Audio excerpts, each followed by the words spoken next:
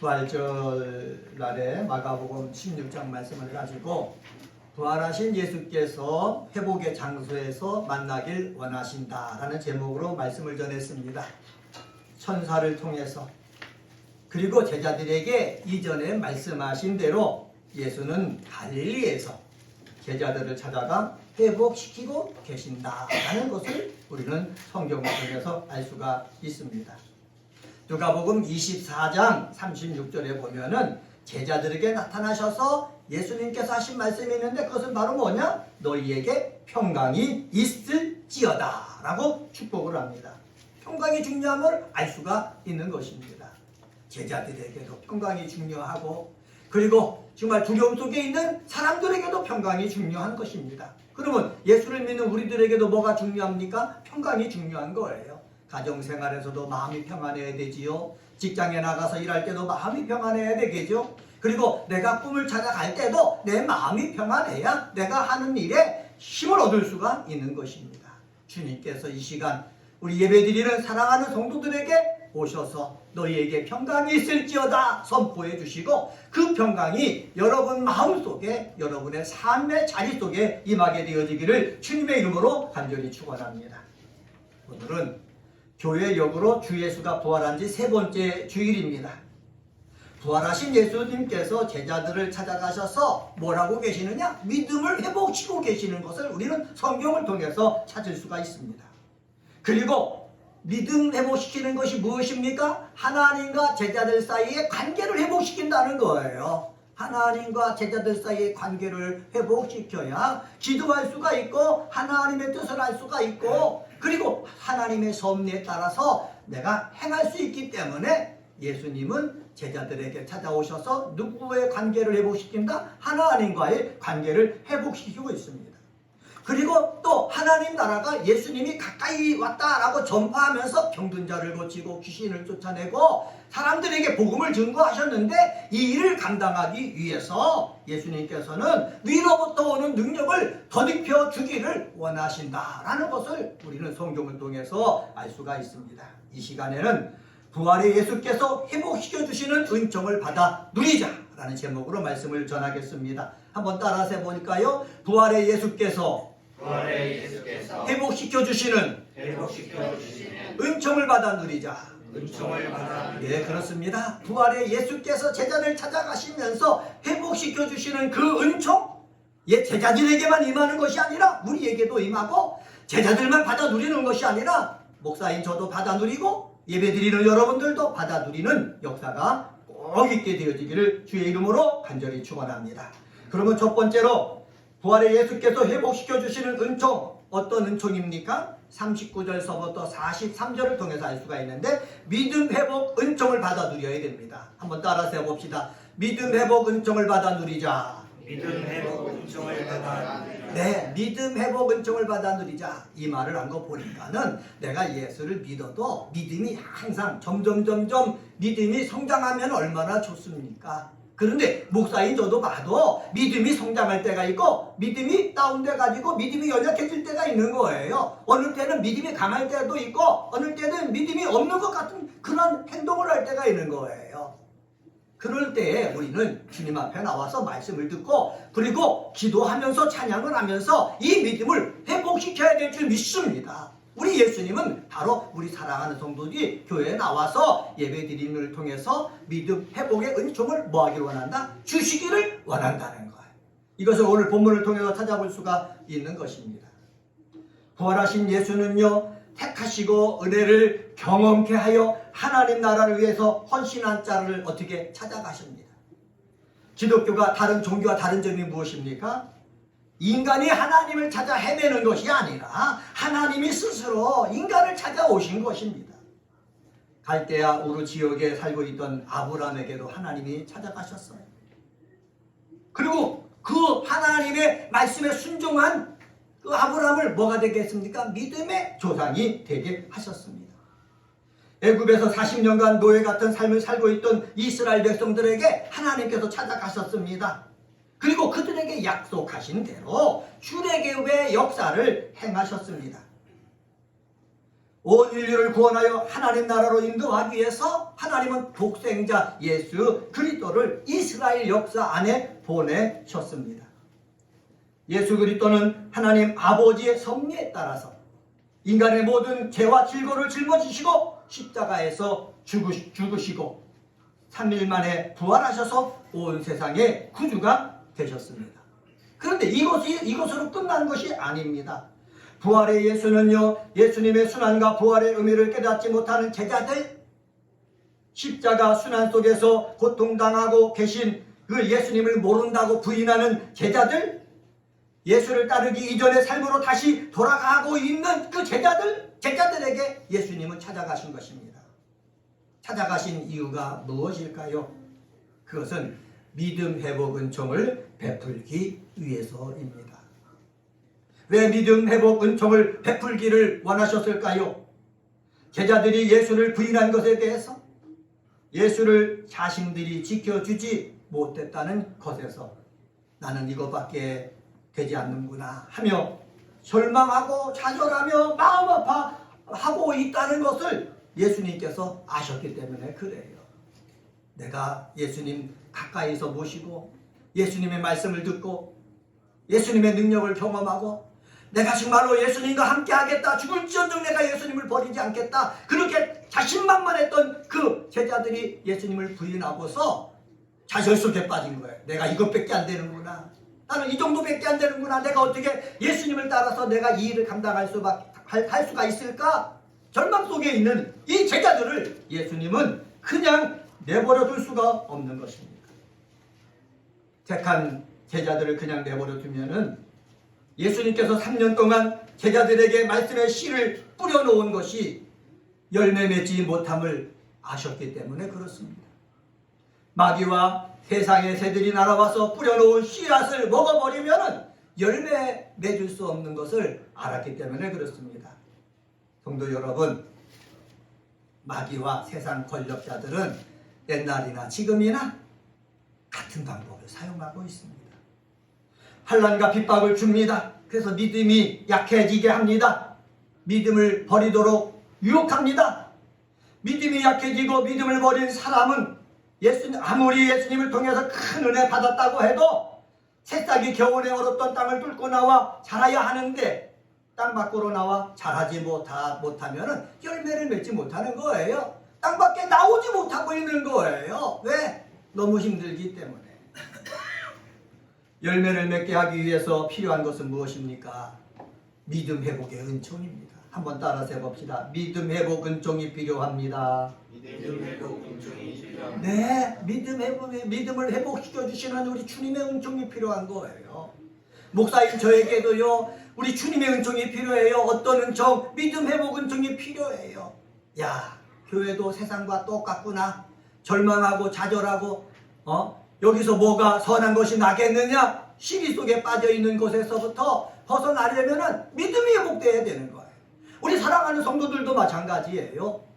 목사를 보면서 아이고 이렇게 믿음 생활에서 뭐 하겠느냐? 시기와 절망 속에 있지 말고 주님 앞에 나와서 주님의 은혜를 통해서 믿음 회복이 되어서 하나님의 영광을 드러낼 수 있는 사람들이 되어지기를 주의 이름으로 간절히 축원합니다. 예수님은 제자들의 믿음을 회복시키기 위해서 39절에 이렇게 말씀합니다. 39절 말씀 보시면 이렇습니다. 내 손과 발을 보고 나인 줄 알라. 또 나를 만져보라. 영은 살과 뼈가 없으되 너희 보는 바와 같이 나는 있느니라. 여기 보면은 왜 손과 발을 보라고 했을까요? 누가복음에서는 나타나 있지 않지만은 요한복음 20장 25절서부터 27절에 보면은 그 손과 그 발에 십자가에서 새 못에 박힌 자국이 있기 때문이라는 사실입니다. 내 손과 발에 새 못이 박힌 자국이 있다. 나는 그때 십자가에 죽은 예수다. 그 예수가 다시 살아났다. 이것을 누구에게? 제자들에게 확인시켜 주는 것입니다.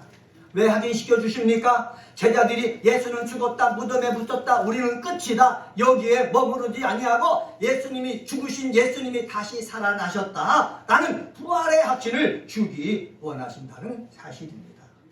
또 잡고 나를 만져보라고 하십니다. 왜 만져보라 하실까요? 예수가 정말 살아났음을 확신시켜 주시기 위해서 그렇습니다. 예수는요, 유령이 아니라는 거예요. 귀신이 아니라는 거예요. 육체를 가지고 있는 몸이 부활하신 분이라는 거예요. 그렇기 때문에 의심하지 말고 손과 발을 만져보고 접촉해보고 그리고 예수님이 부활하신 분인 것을 확신하라는 것입니다. 여기에 보면은 명령형 동사를 3개 사용하고 있죠. 내 손과 발을 보고 알라 그리고 만져보라. 명령형 동사를 사용하고 있는 거예요. 그러니까 적극적으로 예수가 부활했다. 부활의 몸을 가지고 지금 우리 앞에 나타나셨다. 소극적으로 내가 예수를 만나려고 하지 말고 적극적으로 예수를 만나려고 해야 된다는 거지요. 한번 따라서 해봅시다. 적극적으로 예수를 만나야 합니다. 네, 적극적으로 예수를 만나야 되는 거예요. 내가 보고요, 내가 알고요, 그리고 어떻게 합니까? 거기서 만져보라는 거예요. 그래서 예수를 만나야 예수님이 부활하셨습니다. 영으로만 부활하는 것이 아니라 몸을 가지고 부활하셨습니다. 이 부활의 확신을 예수님이 누구에게? 제자에게 시켜주신 것입니다. 우리가 부활절날 찬송가 160장을 찬양을 했잖아요. 그 중에 후렴을 이렇게 찬양을 했습니다. 원수를 다 이기고 무덤에서 살아나셨네. 어둠을 이기시고 나와서 왕도 함께 길 다스리시네. 사셨네 예수 다시 사셨네. 아멘. 우리가 찬양할 때도 사셨네 예수 다시 사셨네 찬양만 하는 것이 아니라 내 심령 가운데 예수님은 다시 사셨습니다. 예수님은 정말로 육체를 입고 다시 살아나셨습니다. 이 예수님이 어떻게 해요? 우리와 함께 하십니다. 이 확신을 가져서 믿음 회복하는 역사가 있게 되어지기를 주님의 이름으로 간절히 축원합니다. 성도 여러분, 기독교는요, 예수의 십자가의 죽으심, 예수의 부활하심, 그리고 예수님이 다시 오신다는 것에서 시작되었습니다. 이 믿음이 약해졌던 사람들이 부활절을 맞이하면서, 그리고 부활절 후에 부활절이 7번 지나면은 그 다음에 오순절에는 성령 강림절까지 시간을 보내면서 예수님이 정말 부활하셨군요. 예수님이 정말 다시 살아나셨군요. 그러면서 예수 부활하셨다, 예수 다시 살아나셨다 외치면서 내 연약해진 믿음, 잠자고 있는 믿음, 이 믿음을 어떻게 해요? 회복시켜야 된다는 것입니다. 이 믿음이 회복되어져야 하나님께서 나에게 맡겨주신 사명을 감당할 수가 있습니다. 한번 따라서 해봅시다. 믿음이 회복되어야 하나님께서 맡겨주신 사명을 감당할 수가 있습니다. 네, 그렇습니다. 예수 부활하심을 믿지 못하는 사람들은 믿음이 없어지는 거예요. 믿음이 약해지는 거예요. 종교인이 돼서 형식적인 종교 행사만 하는 거예요. 그런 믿음과 삶에는 힘이 없어요. 헌신이 없어요. 이것을 우리 구주 예수께서는 아시기에 믿음을 회복시키기 위해서 뭐를 만져봐라? 손과 발을 만져봐라 말씀하신 것입니다.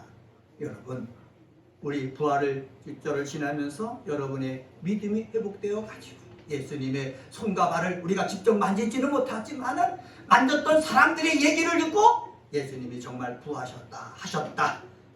예수님이 부활하셨다, 죽음에서 이기셨다라는 확실한 믿음이 저와 여러분 속에 있게 되어지기를 주의 이름으로 간절히 축원합니다. 이것을 확신시키기 위해서 예수님이 하신 행동이 무엇입니까? 41절 하반절에 보면은 여기 무슨 먹을 것이 있느냐 말씀하셨어요. 먹는다라는 말은 뭐냐? 영이 아니다는 거예요. 육체를 가지고 있다는 거예요. 그래서 제자들에게 만져도 마라. 그리고 먹은 것을 보여주면서 예수님은 부활하셨다 확신시키고 있으니까는 우리는 예배 시간마다 나와가지고 말씀을 듣고 찬양하고 기도하면서 예수 부활하셨다는 믿음을 점점 점점 성장시키는 성도님들 다 되시기를 예수님의 이름으로 간절히 축원합니다. 두 번째로요, 45절서부터 40절을 통해서 배울 수 있는 것이 있는데 그것은 바로 뭐냐? 제3의 은총을 받아 누려야 됩니다. 한번 따라서 해봅시다. 제3의 은총을 받아 누리자. 제3의 은총을 받아 누리자. 네, 제3의 은총을 받아 누리는 저와 여러분이 되기를 원합니다. 우리가 예배 시간에 꼭 하는 것이 있죠. 참회 기도를 합니다. 일주일 동안 삶을 살면서 알고 지은 죄, 모르고 지은 죄가 있어요. 죄악이 있어요. 하나님과 나 사이를 서먹서먹하게 하는 죄가 있어요. 부부관계, 부모와 자녀들 관계를 서먹서먹하게 만드는 그러한 것들이 있어요. 이런 것들을 어떻게 하겠습니까? 그냥 내버려 두지 말고 주님 앞에 나와서 참여하면서 이 죄사함 받아야 되는 줄 믿습니다. 이 복을 누가 누려야 되는가? 저와 여러분이 누려야 됩니다. 그러면 죄사함의 은총을 받아 누리기 위해서 우리가 제일 먼저 우리가 받아야 될 것이 있어요. 그것은 바로 뭐냐? 마음이 열려지는 은총을 받아야 돼요. 한번 따라서 해봅시다. 마음의 열려짐의 은총을 받읍시다. 마음의 열려지는 은총을 받아. 네, 마음이 열려져야 되는 거예요. 제자들에게 예수님이 말씀을 전하잖아요. 그런데 예수님이 전에도 마음이 닫혀 있으면은 예수님이 옆에서 말씀을 가르치는데도 그 말씀을 이해를 못하는 거예요. 예수님이 우리를 가르쳤던 주님이시구나 그걸 모르는 거예요. 근데 마음이 열려야 뭐가 된다고요? 예수님을 알 수 있고 예수님의 말씀을 들을 수가 있다는 거예요. 찬송가 538장 3절에 보면은 이런 찬양이 있습니다.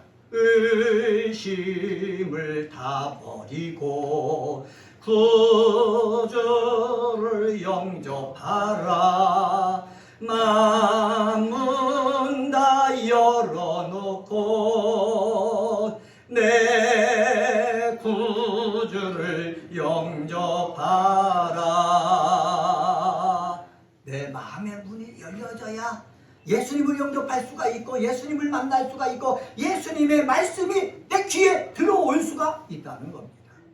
44절 말씀 보세요. 44절에 보면은 또 이르시되 내가 너희와 함께 있을 때에 너희에게 말한 바 곧 모세의 율법과 선지자의 글과 시편에 나를 가리켜 기록된 모든 것이 이루어져야 하리라 한 말이 이것이라 하시고, 예수님께서 모세의 율법, 선지자의 글, 시편에 예수님을 가르쳐 예언된 것들, 이것들이 다 예수님을 통해서 이루어져야 하리라라고 가르쳤다는 거예요. 그런데 예수님이 가르쳤는데 제자들이 마음의 문이 열리지 않으니까는 그 가르침을 믿지 못한 거예요. 그런데 부활하신 주님이 제자들에게 나타나셔서 이전에 가르치셨던 것, 구약에 기록된 모세의 율법 속에 기록되고, 그리고 선지자의 글 속에 기록되고, 그리고 시편에 기록된 것이 다 누구를 위해서, 누구를 지적한 거라고요? 예수 자신을 지적한 거라는 거지요. 근데 이것이 나를 통해서 뭐했다? 이루어졌다라고 누가 가르친 것입니까? 예수님께서 분명히 가르쳐 주시는 거예요. 그런데 예수님이 가르쳐 주시는데 그들이 이것에 아멘 아멘 했습니까? 마음이 열려야 아멘이지요. 마음이 열리지 않으면 아멘이 안 되는 거예요. 27절에 보면은 부활하신 예수께서 엠마오로 가는 두 제자에게 성경을 자세히 가르쳐 설명했다라고 기록되어져 있습니다. 그 결과 그들의 마음이 어떻게 됐다? 뜨겁게 되었다고 누가는 여기 설명하고 있어요. 말씀을 들을 때 마음이 뜨거워야 되는 거예요. 그래야 주님 말씀이 내 속에 들어와서 나에게 주시는 말씀이 되는 거예요. 우리 사랑하는 성도들도요, 성경을 읽을 때요 마음이 뜨거워지고 설교 말씀을 들을 때도 마음이 뜨거워지는 것을 경험하기를 예수님의 이름으로 간절히 축원합니다.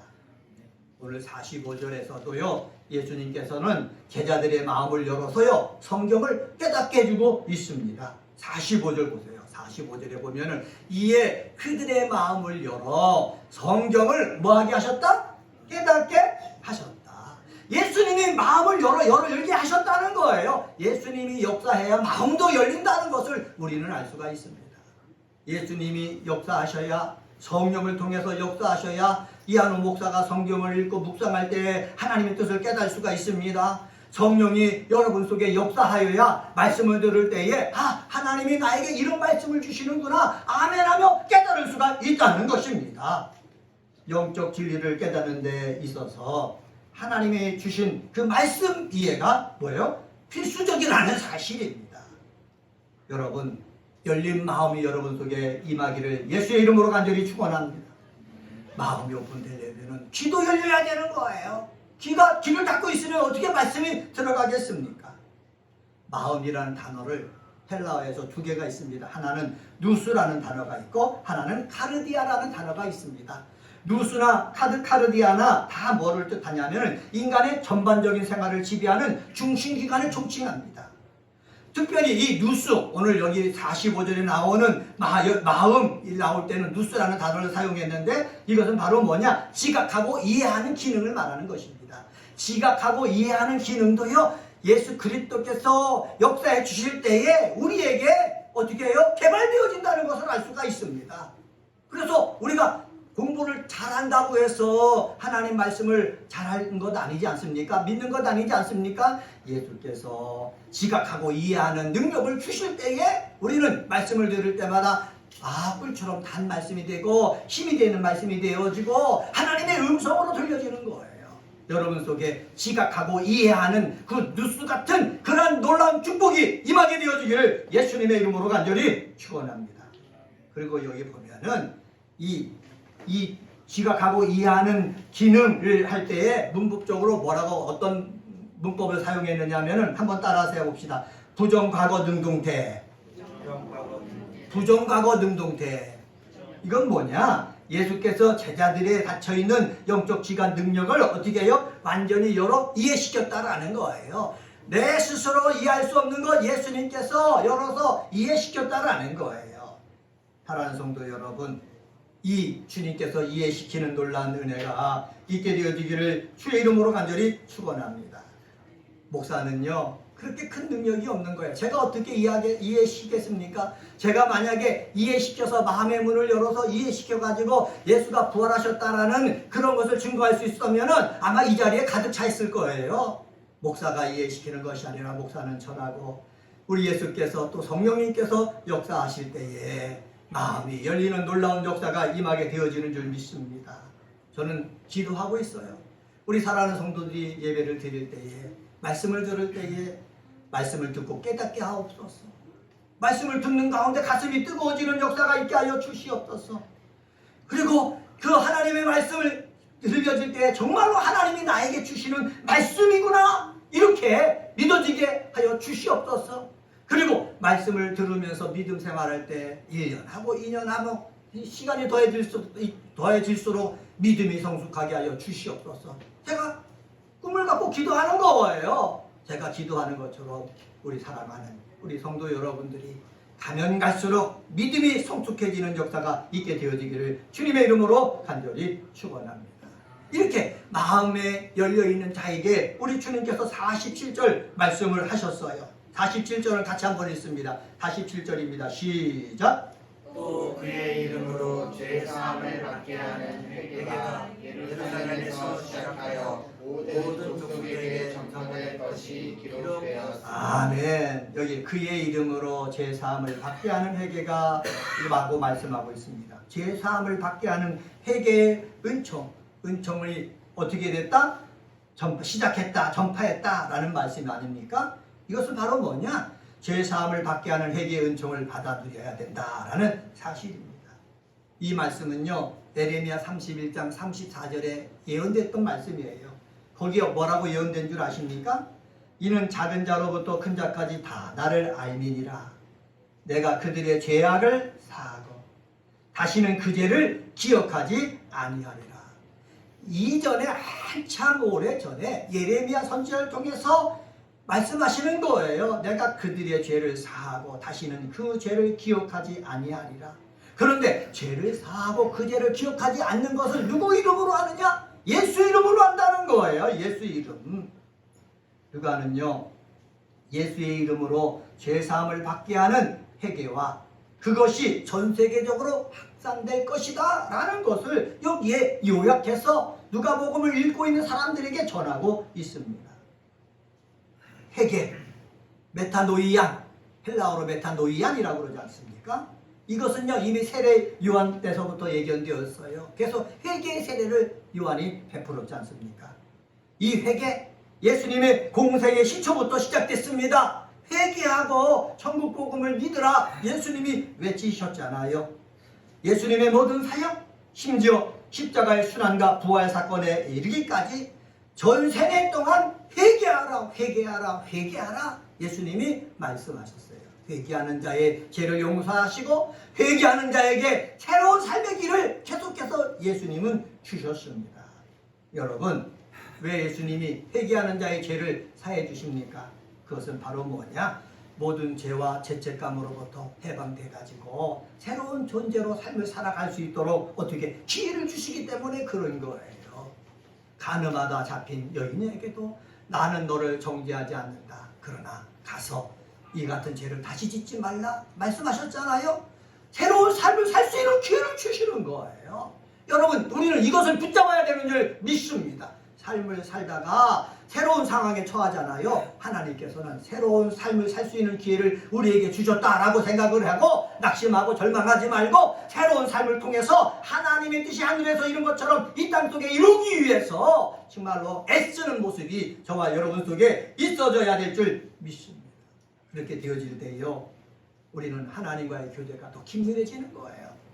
여러분, 어려움 당한 것이 우리에게 정말 고통일 수가 있지만은 믿음 안에서 볼 때는 어려움을 당하는 것이 유익이 될 수가 있는 거예요. 왜? 하나님 앞에 무릎을 꿇기 때문에, 어려움을 통해서 하나님과의 관계가 깊어지기 때문에 새로운 삶을 살 수 있는 그런 기회가 지어주는 사람은 어떻게 해요? 유익이 되는 거예요. 성도 여러분, 여러분 삶 속에 고통스러운 문제가 있습니까? 어려운 문제가 있습니까? 그러면 나는 저주받았다, 나는 절망이다, 이 속에 부정적으로 서 있지 말고 하나님이 새로운 삶을 살 수 있도록 나에게 새로운 기회를 주시려는가 보다 라고 여기고, 여러분 기도하면서 나가는 귀한 성도님들이 되시기를 주의 이름으로 간절히 축원합니다. 세 번째로요, 49절 말씀을 통해서 우리 깨달을 수 있는 것이 있는데, 그것은 바로 뭐냐? 약속하신 성령의 능력을 덧입는 은총을 누려야 됩니다. 한번 따라서 해봅시다. 약속하신 성령의 능력을 덧입는 은총을 받아 누리자. 네, 49절입니다. 49절을 보면은 볼지어다 내가 내 아버지께서 약속하신 것을 너희에게 보내리니 너희는 위로부터 능력으로 입혀질 때까지 이 성에 머물라 하시니라. 내 아버지의 약속하신 것을 너희에게 보낸다는 거예요. 예수님의 아버지 하나님, 성부 하나님이 약속하신 것, 그것을 누구에게 보낸다? 제자들에게 보낸다는 거예요.